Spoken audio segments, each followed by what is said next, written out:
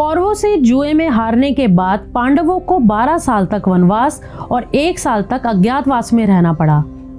अज्ञातवास के दौरान सभी पांडवों ने अपना नाम और अपनी पहचान छिपाई थी।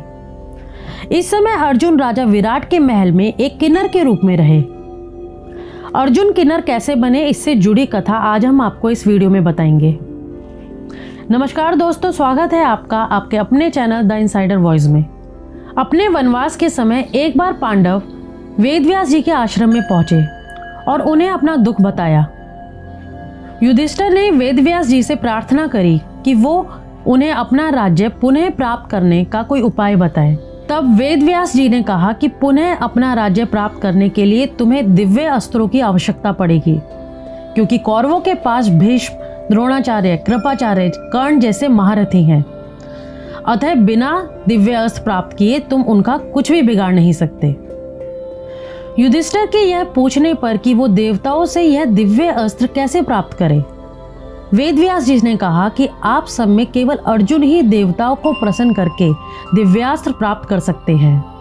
अतः अर्जुन को देवताओं की तपस्या करके उन्हें प्रसन्न करना चाहिए। वेदव्यास जी के ऐसे वचन सुनकर अर्जुन तपस्या करने के लिए आगे अकेले ही रवाना हो गए। अर्जुन उत्तराखंड के पर्वतों को पार करते हुए एक अपूर्व सुंदर वन में जा पहुंचे।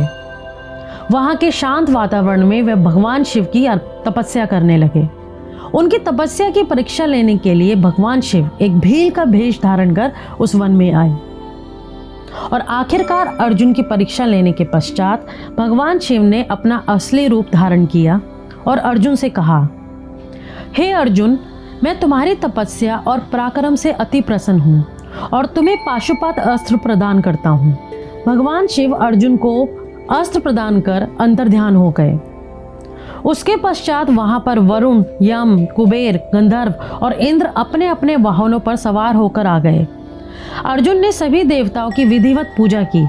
यह देखकर यमराज ने कहा, अर्जुन, तुम नर के अवतार हो तथा श्री कृष्ण नारायण के अवतार हैं। तुम दोनों मिलकर अब पृथ्वी का भार हल्का करो।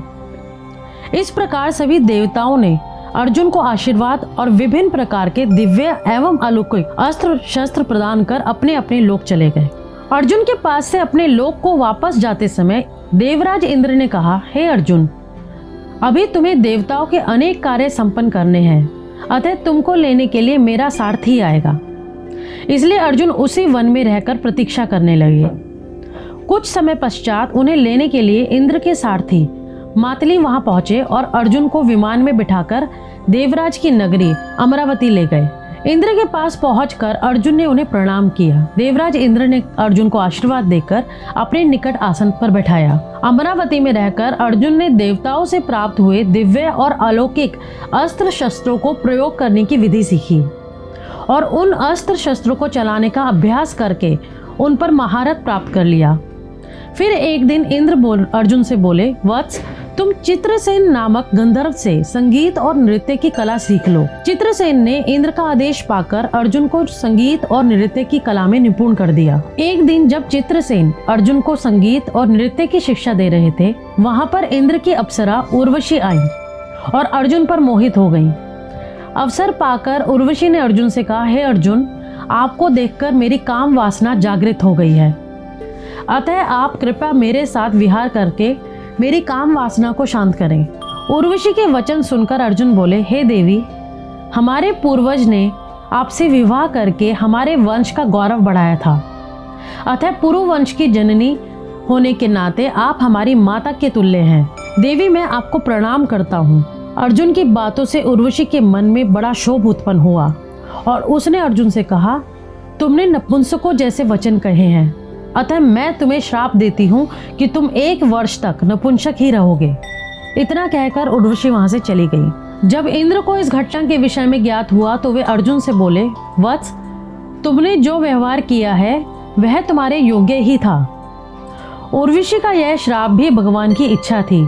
यह श्राप तुम्हारे अज्ञातवास के समय में काम आएगा। अपने 1 वर्ष के अज्ञातवास के समय ही तुम पौरुषहीन रहोगे और अज्ञातवास पूर्ण होने पर तुम्हें पुनः तुम्हारा पौरुष की प्राप्ति हो जाएगी। इस श्राप के कारण ही अर्जुन 1 वर्ष के अज्ञातवास के दौरान किन्नर बने रहे। इस किन्नर रूप में अर्जुन ने उत्तरा को 1 वर्ष नृत्य सिखाया। उत्तरा विराट नगर के राजा विराट की पुत्री थी। अज्ञातवास के बाद उत्तरा का विवाह अर्जुन के पुत्र अभिमन्यु से हुआ था। आशा करती हूँ आपको हमारी ये वीडियो पसंद आई होगी। तो फिर मिलते हैं हमारी अगली वीडियो में, तब तक के लिए नमस्कार।